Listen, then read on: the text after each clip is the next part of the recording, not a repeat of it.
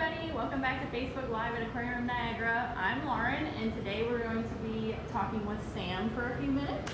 She's one of our aquarists. You've probably seen her in a couple other videos, and today we're going to be feeding our Lake Ontario exhibit. So today we're actually going to stay in the front of the exhibit for the feeding because this is actually the best view. And Sam, could you actually explain why that is? Yeah, so of course this exhibit is modeled after Lake Ontario, and lakes are naturally very dark and very murky, so it's kind of a similar effect that we're seeing here today. If we go behind the scenes in this exhibit, it's not super bright like our shark exhibit was, and that's because they are those sharks are Indo-Pacific species of shark, so it's a lot brighter than what you would find in Lake Ontario. You can see the substrate is also very dark, so you guys just wouldn't get the best view possible, and that's exactly what we want you to see. We want to make sure that you're getting a full view, so enjoy the show. I'm gonna head on back. Actually, could we take one quick second to see your food that you're going to be feeding? I don't want to sneak off too soon. So they are getting a diet of herring and a little bit of mackerel today. We try and keep it varied with these guys so that they're always interested in what they are eating. So sometimes they will get capelin, sometimes they will get different gel diets, which you might have seen that video before. Every now and then they might get a little bit of shrimp. So it all depends on what we have that day, and today it was herring and mackerel. All right, well, Sam's going to go around back, and we will be waiting out here to watch the feeding. So in this exhibit, we do have two species of salmon. We have coho and Atlantic salmon in here, as well as some lake sturgeon and some American eels. So as you can see, the salmon make up primarily all of the animals that we have in here. They do school, and so we do have quite a few. But since we do have the lake sturgeon and the eels that are actually bottom feeders primarily, you will see when Sam starts this feeding that we have a feeding tube that we will put down onto the bottom of the exhibit to put the food inside so that the food will actually make it all the way to the bottom. The salmon won't be able to eat everything. So when she gets around there, she will actually turn off the airlifts, which are at the top of the exhibit in the back there. That's kind of the cue for this exhibit that it's feeding time. So the air gets turned off, and then she will do the broadcast feeding for the salmon, which is basically what it sounds like. She's going to be throwing a lot of food in the water all at once for the salmon, and then like I said, we will have the feeding tube that goes down to try to make sure that there's some food laying on the bottom for those sturgeon and eels. So Darlene is just joining us, and she's asking, I don't think she was here when we showed the food dish, so will you tell us what they are going to be eating? Sure. Today they're actually getting some herring and mackerel cut up into pieces. We do feed them a wide variety with their diet. As you can see, there's one of the sturgeon right there, so Sam's trying to make sure that that food is close to the sturgeon. Usually they'll make a kind of loop around the bottom here, so once she gets the tube down there, she'll probably wait a little bit before... Oh, she put the food in. We'll see.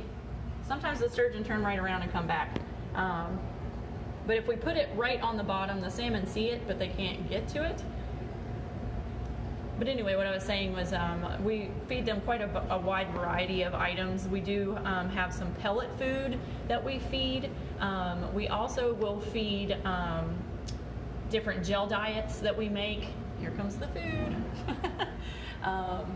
We also feed maybe some live earthworms for enrichment as well as diet, capelin, smelt, squid, shrimp, lots of different food items. It just depends on the day what we have available for them.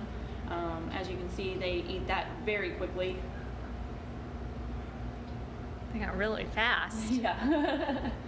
How do you make sure that everyone gets some? So this exhibit's fed quite a few times a week. Currently it's fed 5 times a week, and that is to try to ensure that everyone is getting enough food. The salmon do eat a lot, and they are pretty hefty, so we try to make sure that enough of that food will get to the bottom. And as you can see, there are little pieces that they miss, and some of those little bits of debris are too small for the salmon to really pay attention to. But that's actually perfect for the sturgeon. They kind of come along and they're more of like the cleanup crew, and they'll pick up any of those little bits that are still on the bottom. There's the tube again in the back there that Sam has put down. I think all the American eels are on that side currently. Do we want to walk over there? We can. I think there's two inside the shipwreck, which she's trying to put food kind of close to that side of the shipwreck. Oh yeah, actually, over here.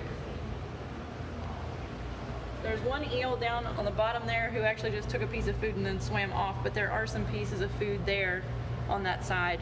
You can see the eel kind of swimming around the shipwreck there, going around the corner.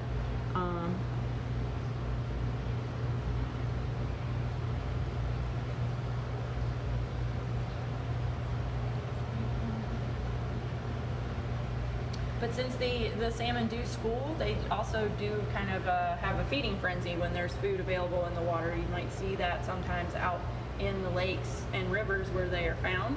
If they have a good food source, they will kind of make sure that they eat as much or all of it as quickly as possible. So that is a very natural behavior for them. How big are the salmon?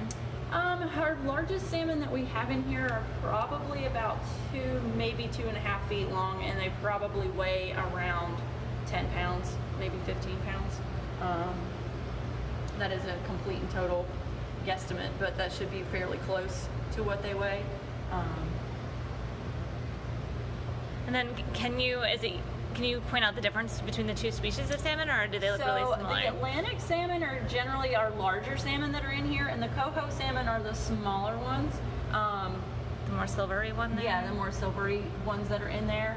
There are a couple smaller Atlantics that are in here, but generally speaking, that's the two types that we have in here. Now, are the salmon native to the Great Lakes, or are they stocked? Both. I think they had been fished pretty heavily, and so they have been restocking them as well. But they were naturally found in the lakes. Salmon are kind of interesting in that they do spend some of their time out in the ocean in salt water, and so they do migrate into freshwater to spawn. So you might not necessarily find them in freshwater areas year round, but they are in these native waters. Very cool. Yes, Jennifer says an underwater camera would be cool, and we agree. That would be really cool. Especially if we could put it close to where we toss the food. Yeah. Oh, it would be a pure frenzy. Does anybody else have any questions? No, just lots of comments. And I do apologize that this feeding is relatively quick, but like you saw, these fish are very fast with their food. They do not dawdle when it comes to eating. They know what they want, and they get it. Mm-hmm.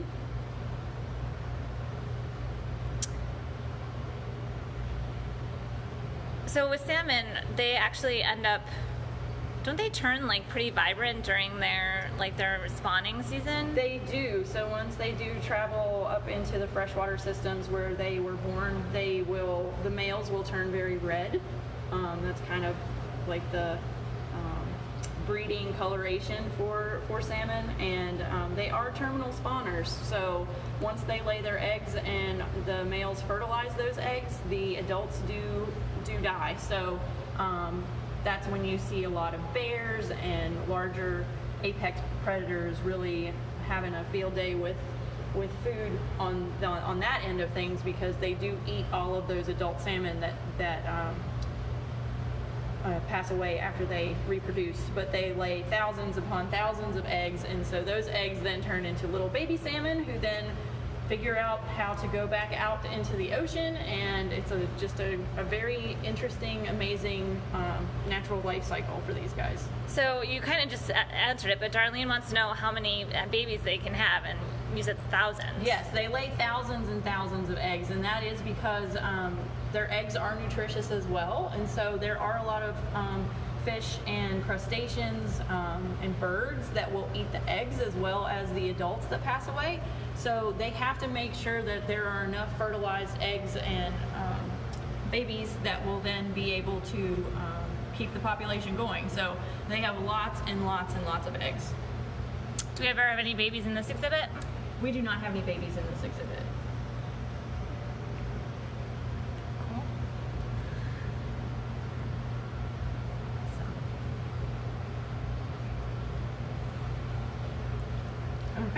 All right, well, if we don't have any other questions, we are gonna call it quits for today, but I do want to announce that we are not having a Facebook Live on Monday, but we are having a very special Memorial Day Sea Lion show, and it will be airing on Facebook at 2 p.m., so make sure you tune into that. So it won't be live, but it's still gonna be a very awesome show. So thank you all for joining us today, and we'll see you again on Wednesday.